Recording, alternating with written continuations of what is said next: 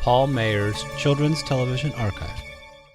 A unique idea for an album in which it was a read-along situation, and with the record played, and at the end of each record it would tell the kids to turn the page, but the kid would read along on that page what was being said. Billy May did the music, and my father, a voice man for Disney, Pinto Colvig, who did the voices, he's dead now, for Pluto and Goofy and two of the dwarves, Grumpy and one of the other dwarves, and a lot of commercials. Was hired to do the voice of a clown they had decided to call Bozo, which is a public domain clown name. It's about 300 years old. And the album caught on. It was the first album to sell over 1 million copies. And my dad was hired by Capitol, while still doing cartoon voices and all, to travel the country. They copied the makeup and the costume from the artist's rendition on the album cover. The appearances he would make were in Macy's parades and big things all over this country and Canada, and Bozo became immensely popular. He had on Los Angeles' Channel 11 a show doing Bozo. I think the show was called Bozo the Clown, and this was back around 1950. I still know some people who were connected with the show. Stuart Phelps was the director then. He's a television and movie producer now. Captain Dan Cook with the Los Angeles Police Department, their top PR officer, worked puppets on the show then. Yeah, right. And you see Dan apologizing for murders and things all the time on television, a handsome white-haired gentleman. He's still a puppeteer. And he worked puppets on the show, and they had various acts on. The show was very popular. I think for a while there, my dad and I were opposite each other. About that time, he was on once a week with Bozo, and it was just about that time I did my first children's show in the Los Angeles area called Nutsy the Clown. Prior to that, I'd been a freelance actor, mostly in radio, some television, because TV was pretty new then. I'd done a lot of writing, and the way I got this show is because writings I did for a number of audience participation shows. I would be a writer on it, but I also did funny, quote, stuff in the warm-up. And a TV producer wanted to do a kids show, and he knew that I'd worked with kids before in various ways, especially on some radio shows, and asked me if I would do the clown on a 15-minute show 5 days a week for his client Circus Peanuts. So your father was doing one clown on one station and you were doing another clown on another station? Yeah, I think we were opposite each other for a while. There was a little overlap there.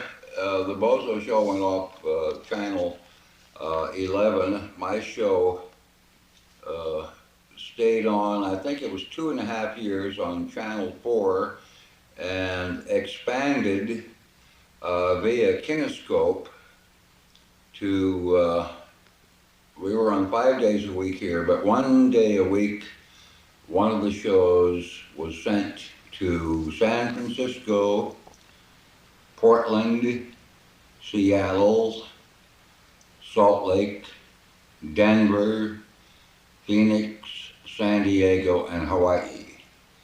And not all on NBC stations. We were on NBC locally. And it was probably the first syndicated show on the West Coast. But that show, we used a lot of live acts. I've always been an advocate in using jugglers, acrobats, variety acts. The show was very popular. It got an Emmy, I think it was either in 1951 or 1952. What was your character like? I mean, how did you develop the character? It was a tramp clown, though in whiteface, with big shoes, this trampish clown type, which I've always enjoyed doing more than the more august clown or the typical whiteface clown, such as I have out right now. They just came out on the Kellogg Cornflakes package. My picture is on the package now as a white-faced clown. I tried to convince them to use one of my crank clown characters, but they said, no, we want the white face, make it look clean, it's a food product, it's etc. So it's, I don't know, the clown characters always come sort of easy for me. When did you pick up the Bozo again to continue? Oh, I think my show went off in about 53, Nutsy the Clown. Mm-hmm. And then I did a kid show in between then for Channel 2 called Buck Sure Shot, a Western show. Far different than the clown character. Now you played like a cowboy character. Yeah. Buck Sure Shot, a really raunchy character that set the West back 50 years. Jim Aubrey came up with the name Buck Sure Shot. I had been doing the character. I went on the road. Between the time I quit doing Nutsy the Clown and started doing Buck Sure Shot, I was on the road with the Spike Jones show. And that sounds super. Tell me a little about that. oh, that was fantastic. I advanced him by 2 weeks just doing radio and television. And doing this Constable Clem, this Western character, whose name was changed later, we did 77 one-nighters in a row. And I was 2 weeks ahead of him, appearing on TV stations, mainly a few radio things, coming on cooking shows, kid shows, late night talk shows, shooting off a loud gun and saying, where is he? I'm looking for Spike Jones and his notorious band for musical mayhem and murder, and I had a big badge on. And they said, well, he's not here yet. He'll be here in 2 weeks at the Criterion Theater, so-and-so and so-and-so, get your tickets now. And it was an attention getter. Mm-hmm. So we went all over the country on that. I was an old friend of Spike's and had done his television show before and a lot of different things with him. So when I came back to Hollywood, they were looking for a Western character to do a kid show, to follow Captain Jet on KNXT. So I was far different than the character they had in mind, but when I auditioned for it, I had it the moment I walked out. It was a wild, cornball old character. Now, did you have like a peanut gallery there too? No, I would have like a Wrangle girl walk through the set. Those were gorgeous dolls. We did not have a peanut gallery, which is, that name started with our old Circus Peanut show. Oh, really? Really? Yeah, we called it the Peanut Gallery, and that name sort of stuck, and somebody told me that was how it started. And we did call it the Peanut I think Gallery. most people relate that to, you know, Buffalo Bob Smith. Yeah, I have heard only that it was, you know, started that way because the Circus Peanuts was our sponsor on the old Nazi show. Mm-hmm. But I had a lot of guest stars on Buck, who, and once in a while I would have in a small group of kids, you know, maybe 30 brownies or Girl Scouts or Boy Scouts or whatever. I started sneaking in education. That was before educational TV ever started. Or was required. Or really required. And this rotten old character that I portrayed was so dumb that people would have to come on and teach him something. You say, no kidding, is that the way that works? Like tying knots? Some 8-year-old Boy Scout would teach him. He'd say, hey, Buck, your horse got loose, and, you know, sound effects of the horse running along. or that lasso, you got that all done up wrong, man. Here's the way to do it. No kidding. He was like, hey, that's okay.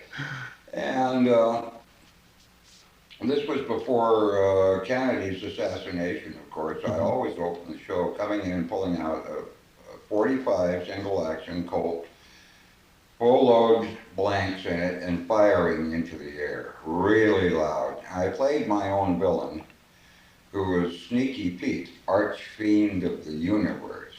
And during a cartoon or whatever, I changed wardrobe.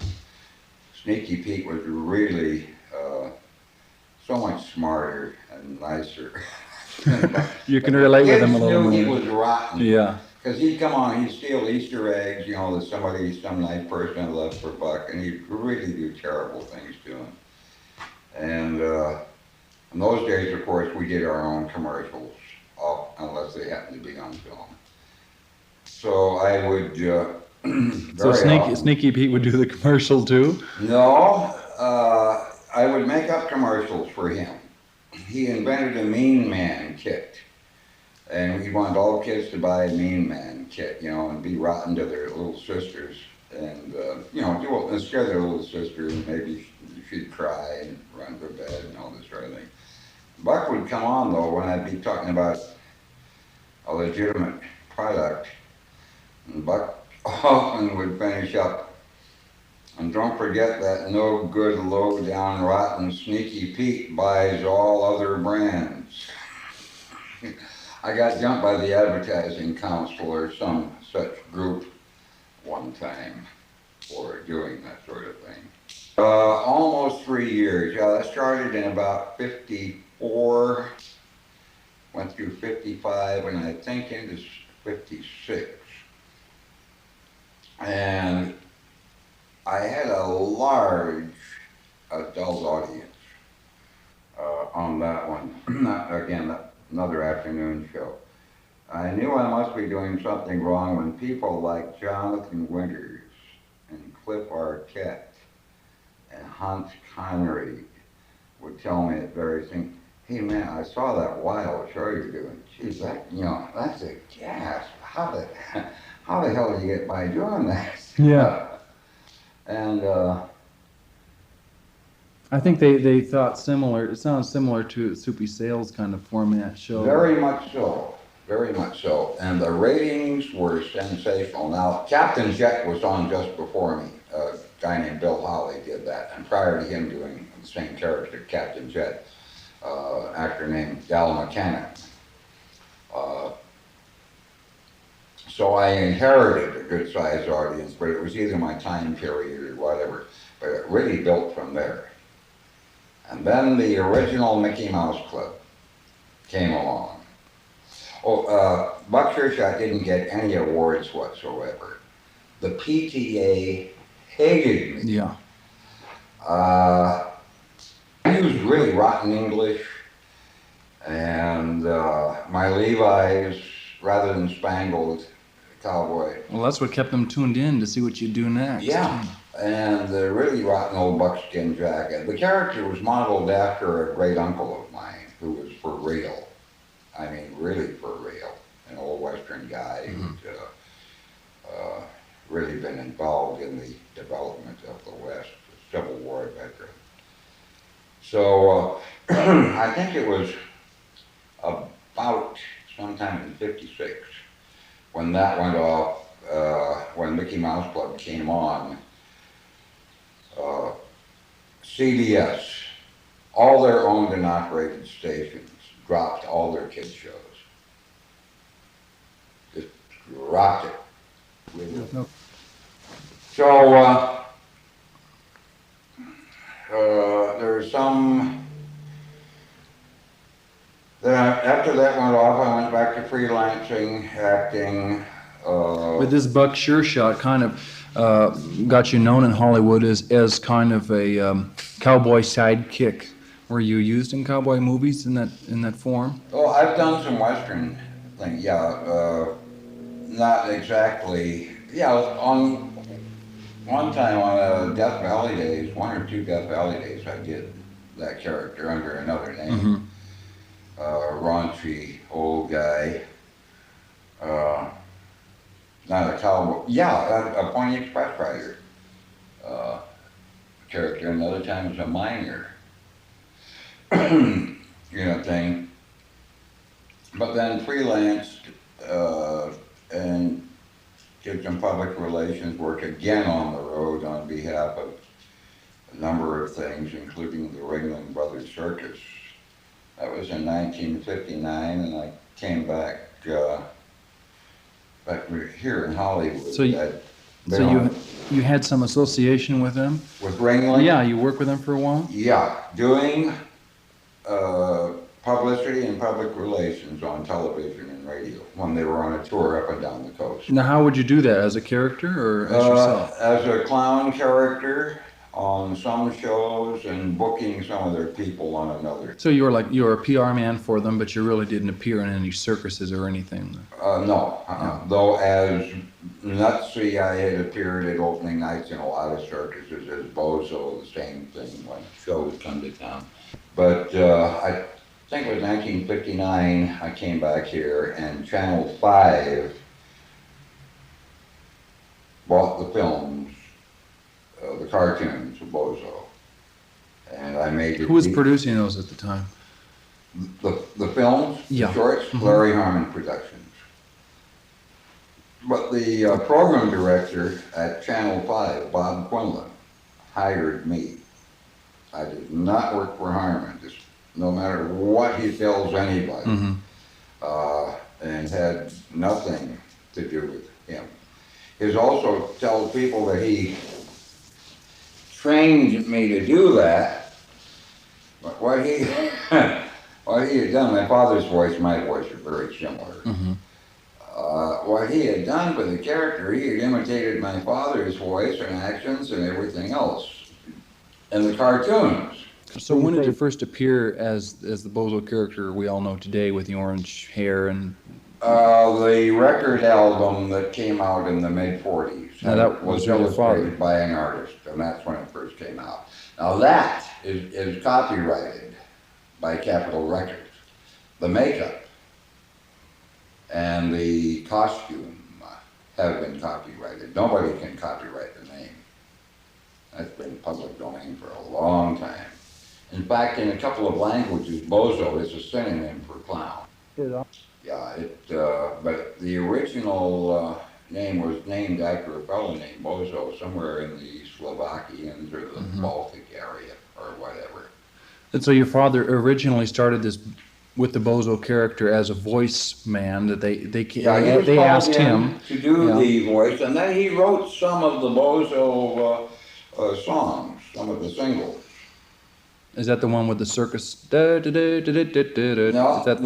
did not write that. He did. I was curious how the words came into that song. That was written by Walter somebody, and then Alan Livingston, who was the vice president with Capitol Records, I think might have written some of them. At least he's got his name on. But a lot of times, executives with a record company will make a side deal to get their name on it as one of the creators. So I don't know if Alan actually wrote some of the lyrics or not.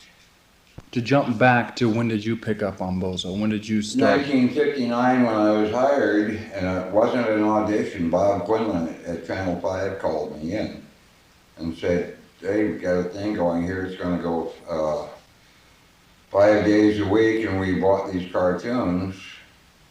And Bob had known me before. In fact, he hired me at Channel 2, he and Jim Aubrey. And he said, "You want to do it?" And we made a deal, and I started doing it. It just caught on great. It was easy to pick up, especially after you. Oh, yeah. Now, was your father still alive at that point? Very much so, yeah. And so he could just kick back and watch his son. He enjoyed it. In fact, I think Quinlan had considered if I didn't do it, having my dad do it or asking, but my dad did not want to do a 5-day-a-week show. What was he doing at the time? Still voiceovers occasionally? Oh, yeah. He was always busy right up until the time he died. How long ago did he die? 10 years ago. Always really busy and, doing commercials and a lot of things, had a lot going for him. But he, so I did the Bozo thing, and we patterned the wig and the costume again after the character that originally had been drawn on. Well, actually, after the cartoons that were made using that character, I think its original roots, though it had changed quite a bit, but from the album cover, the character. But which was such a combination of so many clowns. It was an awkward costume, big floppy collar, which you hardly ever find in circuses.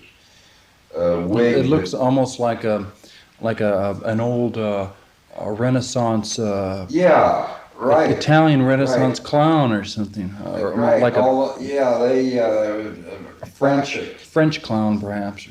more European clown, but then every clown in the well, so many of them have used a bulb nose. I still use one. Mm-hmm. So many of them have painted on the red or blue or whatever mouth over a white face, and then the eyebrows circle and all. The makeup is certainly not unique. One thing that makes it very unique is the upswept wig, which is a hell of a thing to have to wear. Sure. Really. Does it throw the weight of your head Yeah, if you off? hit it on something, you know, it turns on your head like an old fore and aft admiral bat. Ritter, who's a friend of my dad's, friend of mine. The last time I saw Tex, which was before he died in Nashville, he had mentioned he had done some kid songs, a kid album, and he and my dad would do personal appearances together in a lot of places. And they became good friends. They were both the same kind of great guy. But they're sort of like, by not promoting it, we're sort of dying on the vine, and then Harmon or somebody came along with the idea of making some cartoons using the Bozo the Clown character, and he acquired evidently the rights from Capitol, not only to make the cartoons, in which he did the voices. He does the cartoon voice. Oh, really? Yeah, Harmon did the cartoon voice. But he got merchandising rights. And that, but the voice he did in the cartoon was obviously taken from the records, which my dad had done. So later on he says he's been telling people he trained me to do the voice, and so he was copying my dad's voice. So what's to train me to do the voice he copied from my dad? Whereas I've done a lot of my dad's voices at various times, in various things. Oh, really? Oh, yeah, yeah. So, oh God, way back in radio days, a show called Dr. Tweedy, and Frank Morgan, the lead in it. I remember one time my dad was doing a big dog and I was doing a little dog. We had the animal voice and weirdo voice, crickets and gophers and things almost tied up here. And so you've kind of kept on with that. I mean, like you're doing voiceover now. I see a lot of commercials you've done. Yeah, Tell me the Hanna-Barbera thing, for instance, I did a bulldog in that, and the Yakky Doodle series. Jimmy Weldon, who used to do the Webster Webfoot show here locally, a duck character. He did the little duck in this thing, and I did the big old bulldog that talked like Wally Berry, and that thing's still playing various places around. And that was just about your last kind of thing along that line, wasn't it? As far as being a kid's host to a program, or did you do anything after that? After that, still doing a lot of live shows. Now I'm doing mostly Western. I'm a magician also, and I do a lot of live stuff, and I call the character Buckshot now. I do probably the only country Western magic act around, but I do those on like guest shots to publicize, for instance, the LA County Fair. For years I've done public relations for various things, but usually with a gimmick as a clown or as a cowboy or whatever. Do you have any idea of how many appearances you think you've made along that line as a character? No, I've never even tried to estimate those. I used to do about 5 or 6 every weekend as far-flung places. In one day I did 7 on a Saturday, starting out with a Boy Scout pancake breakfast in Santa Barbara at 7 in the morning, and ending up at 8 o'clock that night in San Bernardino.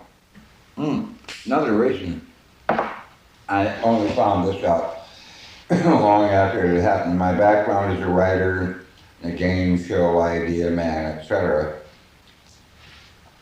I was producing the Bozo show here, and I was writing it or dreaming up the stunts for it, and also on occasion hiring tumblers, acrobats, live entertainment, which I've always been very hot for. My dad was in vaudeville originally, and I still got a love affair with vaudeville. In fact, I was town coordinator on a show called Vaudeville that's still in syndication. And I found out later that Harmon had a secretary watch my show every day. Write down everything that I did, each day's stunts and various things, whether it was with balloons or whatever. And it takes a lot of time to dream these things up or to steal them from old things I had done in radio or other TV shows and switch them. I used to be a writer on Truth or Consequences, and we used switches on that. So after a few years, he has a catalog of... Well, he was sending them out along with the package of Bozo cartoons that the new stations would get. Day by day by day by day. And I found that out from the distributor, a guy that used to work for the distributor in New York. Every day he was copying down, and he was claiming that he was giving to other people, I found out later, that he was dreaming up all the ideas and giving them to me, and we were breaking them in here in Hollywood. Tell me about Chucko. Was he a friend of yours? Oh yeah, Chuck Runyon. Yeah. Where did he come from? I mean, do you know him or? I know him very well, and I heard from him a while back. He is ranching up in right out of Grants Pass, Oregon, and Chucko started down around the Long Beach area. He was in construction or war stuff or whatever right after the war. And all this sort of thing, working in a shipyard, I think it was. And his wife, Millie, they're both great people. I'm very fond of them. His wife, Millie, got an idea of building a funny little merry-go-round and Chuck becoming a clown and doing little birthday parties and things around. And Channel 7 needed a clown-type guy and auditioned a number of guys. It's during the time I think I was doing Buck Sure Shot. And they liked what he was doing. He'd never been on TV before, and they hired him to do it. And all of us in the business, whether with your own station or another station, we used to trade jobs back and forth.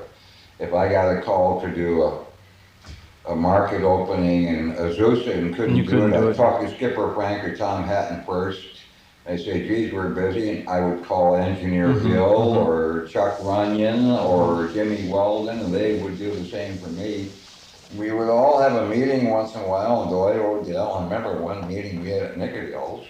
Talk about mutual problems. And... No, we talked about price fixing.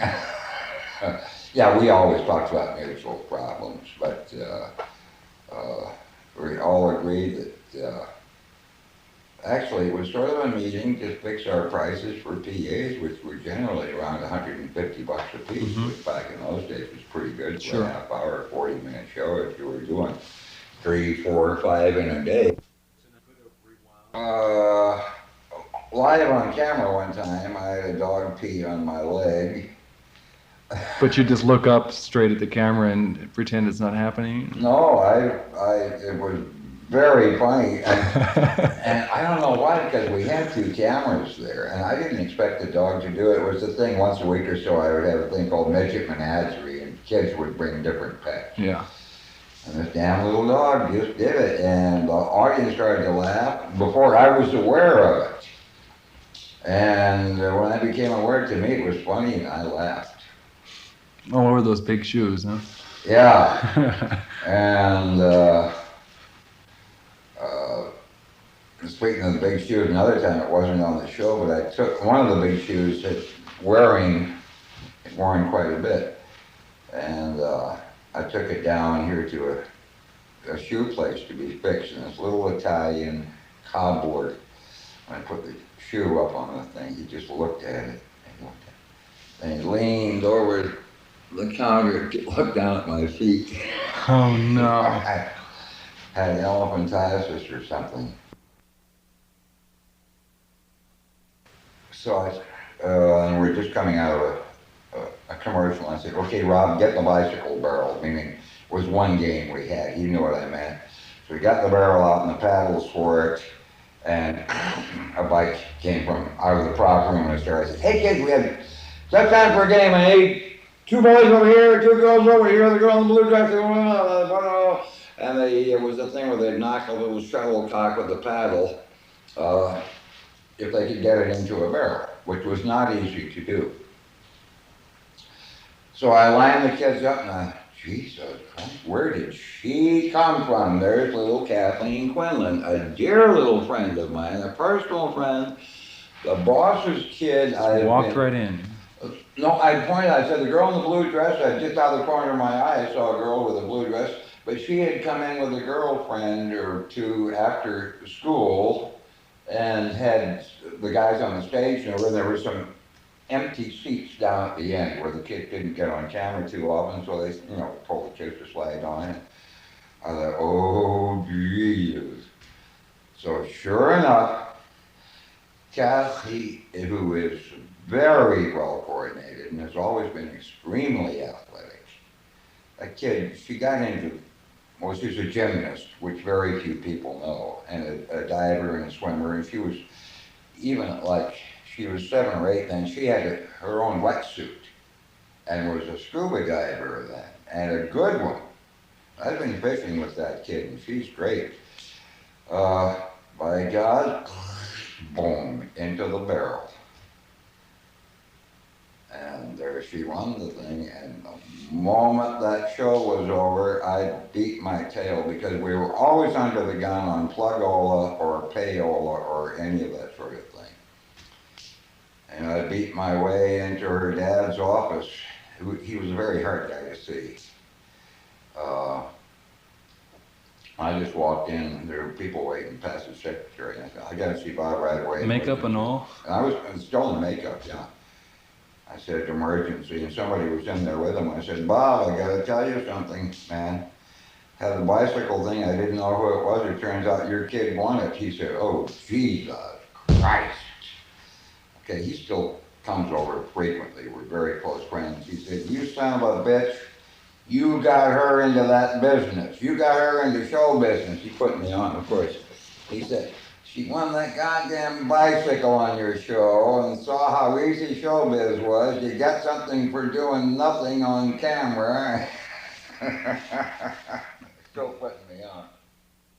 But Bozo Bozo never, Harmon was all crowd. He was upset because the show never got an Emmy. I've nominated 3 times for an Emmy. And he would call me each time the night of the local Emmys and say, now if you win this time, I'm going to be there and I want you to introduce me, and I'll just get up and say a few words. I said, no way, I'm just going to thank people, and certainly thank the producer of the cartoons. He said, no, I want you to introduce me so I can address the audience. I said, bullshit, I'm not going to do it. So then he would have his publicity guys call me. And again, I'm sorry I'm being negative about this guy, but there's little love there. What do you think about the TV that's happening today? Don't you think that the local television stations especially lack figures like there were so many before? Oh, yeah.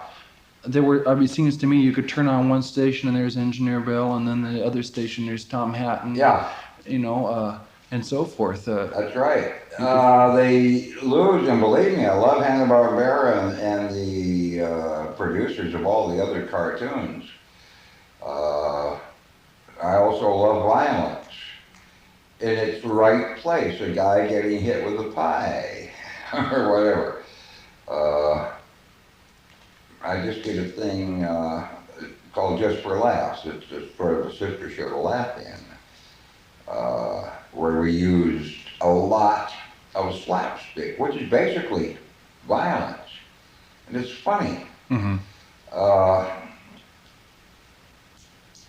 It's a shame that there are not the local children's shows. None of us, I'm ever claiming we're heroes or whatever, but when a bunch of sick kids in the children's hospital want to see somebody, they can't get a cartoon character out if they live in Omaha or Savannah or whatever. Somebody will very often go out from Disney's, or a guy in a deputy dog suit might go out. But we went around to a lot of the hospitals, we met a lot of people, and the kids got to come to our shows.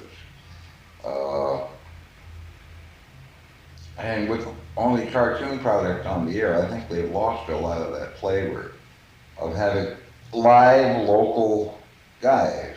That you can see every day, it's almost like tuning in. Yeah, and then you can get together with a bunch of your friends and come to the show and actually be there. I really enjoyed meeting the kids and a lot of their parents and putting the kids on the show. It's a big thrill for kids to be able to go to a station and be on TV and wave at the cameras and have their friends see them.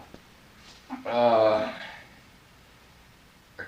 cop on the desk in Linwood Colony, these things don't happen often.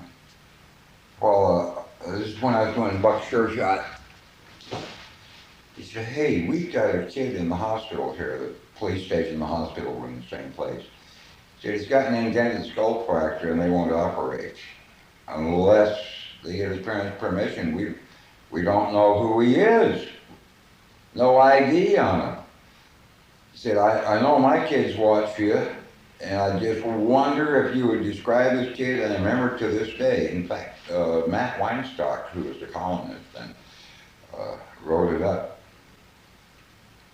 He said he's riding a blue bicycle, the kid got white hair, and he said, the reason I'm calling you instead of any of the other guys, he said, I noticed my kids wrote in for one of those plastic beaded Indian belts that one of my sponsors was giving away on a premium basis. And he said, this kid is wearing one, but it doesn't have his name on it, like most of the kids would have their names on them. That was part of the deal. So he said, but I just thought I'd call you. Wow. So well, there have been other situations, but none that I can remember like this, especially that got written up. So there's no way you can say no to that. And the way you do it, you go through the program department and the community relations department, all that bullshit. You're coming out of a cartoon, I say, hey, now this is sort of unusual. And said, now in Linwood, there's a young man who's been hurt and is in the hospital, and they would really like to see his parents. And he's got white hair, and it's a blue bicycle, and he's been in an accident. And if any of you kids have a friend like that and know where this boy, anyway, his grandmother was home and went to the hospital and called his mother. The grandmother couldn't say his mother. Mm-hmm. And they operated, and the kid ended up okay. He might have ended up okay anyway, I don't know. But again, you really get involved, including lots of involvement. Remember one time the same guy, his name comes up again, Bob Quinlan, said, I met with a bunch of mothers over in the Los Feliz area. I had to address addressed them, and they brought up the subject of kids shows. He said, they're an angry bunch of women about Buck Sure Shot. He said, next time I get a call like that, you're going out and talk to them. I said, okay, why not? Just to get him off my back. I got about 3 weeks later, he was on my back. He said, you're going out and address this group, which I did. And boy, they really let me have it. Yeah. But all you have to do is explain a few things to them. If your children don't know any better, if they don't know that I'm putting them on, if they can't tell immediately that I'm using bad English, it might be because the English used around the home isn't perfect. And you're a pigeon on TV, and they knew then that 5 or 6 or 100 letters negative is going to get a lot of attention.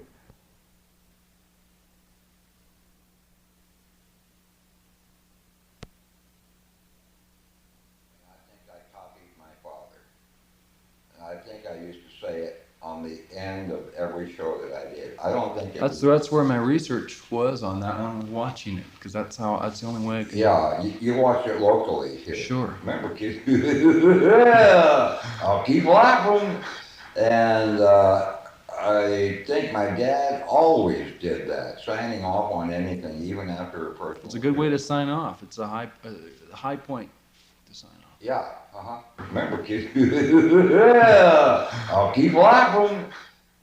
The interview you just listened to was with Vance Colvig, recorded at his home at 4 o'clock in the afternoon on a Thursday, February 16th, 1978. Paul Maher's Children's Television Archive.